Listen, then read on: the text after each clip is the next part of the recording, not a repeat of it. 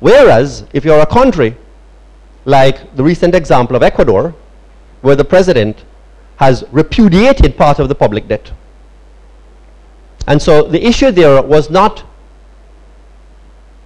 inability to pay, which was Jamaica's problem, it was unwillingness to pay. When we looked at the history of restructurings, it turns out that willingness to pay actually yields a lower interest penalty. The final area that we were trying to get information on as we trawled through the literature was on the issue of vulnerability. That is to say, what is the extent to which the restructuring episode pulled the country sufficiently back from crisis that the likelihood of another financing crisis was very low. There were some instances where countries had a crisis subsequent to the restructuring after 4 or 5, 6 years, and many in which they had no further crisis. And since the whole point of the restructuring is to create a basis for long-term growth, it was important that the restructuring was successful in significantly reducing vulnerability. The literature that we reviewed looked at a range of measures as proxies for vulnerability, including the ratio of reserves to imports, the debt to GDP ratio itself,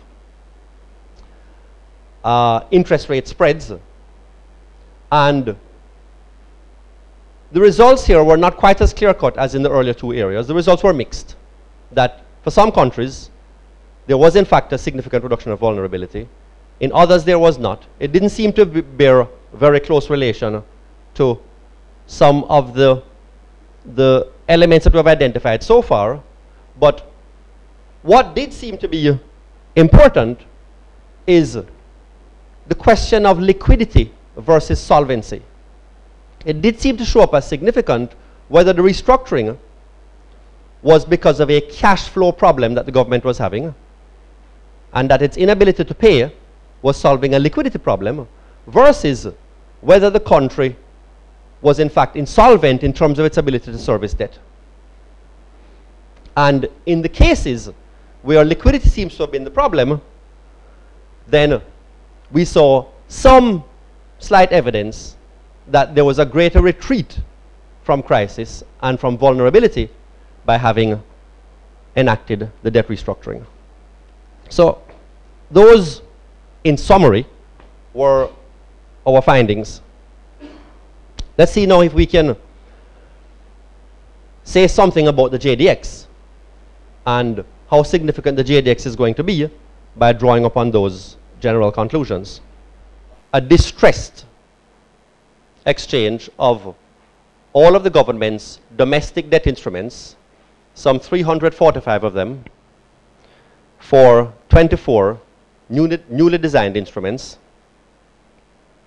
included all the domestic debt and none of the foreign debt. The new instruments were designed to lengthen the maturities of the domestic debt and lower the rate, the interest rate, and that it did. The average tenor of the new instruments is 2.5 years more than the old set, and reduces the average interest on public debt, on domestic public debt, by 6 percentage points. What is important about the exchange, we now realized, having looked at the historical experience, is the character, the design of the Jamaica debt exchange. First of all, it was a preemptive swap, that the government had not defaulted on debt servicing when it offered the market the debt exchange. So that puts it amongst the class of countries within the historical context that took advantage of better timing. Secondly, the government maintained its commitment to the entire stock of debt during, before, during, and after the debt exchange. Indeed, the rating agencies identified the government's continued commitment as one of the important elements in its most recent assessment of Jamaica's debt. So that's the kind of element that certainly the rating agencies and the market is paying attention to.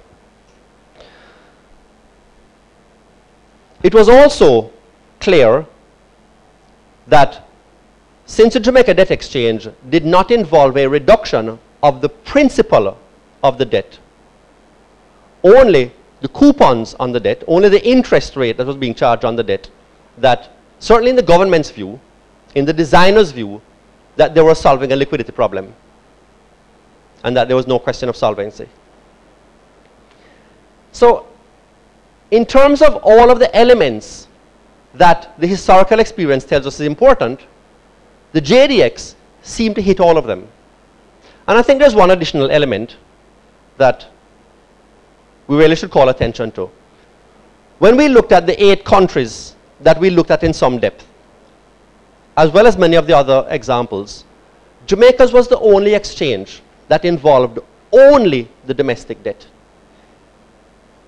So to us here in Jamaica, it looks as if the government has technically defaulted on debt and worked with a new arrangement.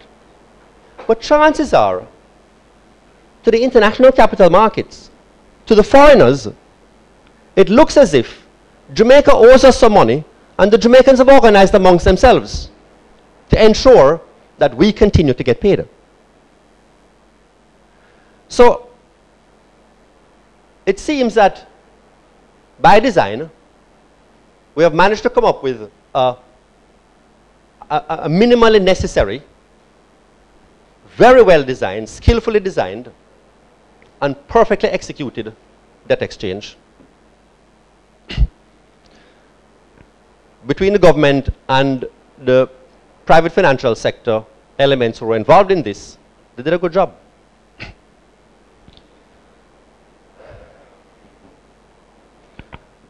So we have this world-class debt exchange, and it allows us to anticipate that there's going to be no GDP contraction. In all likelihood, we're going to have immediate access to the international capital markets.